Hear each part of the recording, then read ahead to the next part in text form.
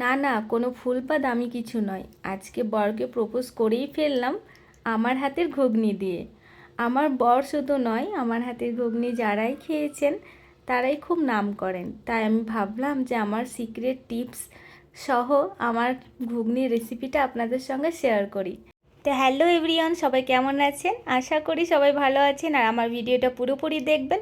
ভালো লাগলে like share comment করে দেবেন আর রেসিপিটা অবশ্যই বাড়িতে ট্রাই করবেন। তো প্রথমেই মটরটাকে আগের দিন রাত্রে ভিজিয়ে রেখেছিলাম, তারপরে ভালোভাবে ধুয়ে লবণ আর হলুদ অ্যাড করে জল দিয়ে সিটি মেরে দেবো, মানে সেদ্ধ করতে দিয়ে দেবো।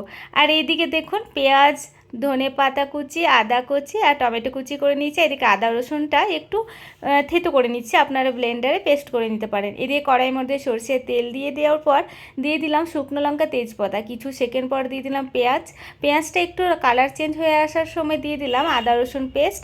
তারপরে আদা রসুনের গন্ধটা যেমন চলে যাবে তেমন দিয়ে দেবেন ঘরে ব্যবহৃত মশলাগুলো, হলুদ গুঁড়ো, ধনে জিরে গুঁড়ো, লঙ্কা গুঁড়ো আর সামান্য চিনি। আর এদিকে দেখুন সেদ্ধ হয়ে গেছে আর আলুও দুটো দিয়েছিলাম ঘুগনির সঙ্গেই। তারপরে এখানে মিট মশলা দিয়ে দিলাম, যেটা সিক্রেট মশলার মধ্যে একটা পড়ছে। তো মিট মশলাটা ভালোভাবে মিক্স করে নেওয়ার পর দিয়ে দিলাম টমেটোর ওপরে লবণ দিয়ে দিলাম যাতে টমেটোটা খুব তাড়াতাড়ি মজে যায়। তারপরে এদিকে দেখুন মশলাটা ভালোভাবে কষানোর পর দিয়ে দিলাম ঘুগনিটা আর মানে মটরটা। তারপরে ওই সেদ্ধ করে আলুটাকে কেটে নিয়েছিলাম সেটা দিয়ে দিলাম, ভালোভাবে কষিয়ে নিলাম। তারপরে দিয়ে দিলাম মটর সেদ্ধ করা ওই জলটা।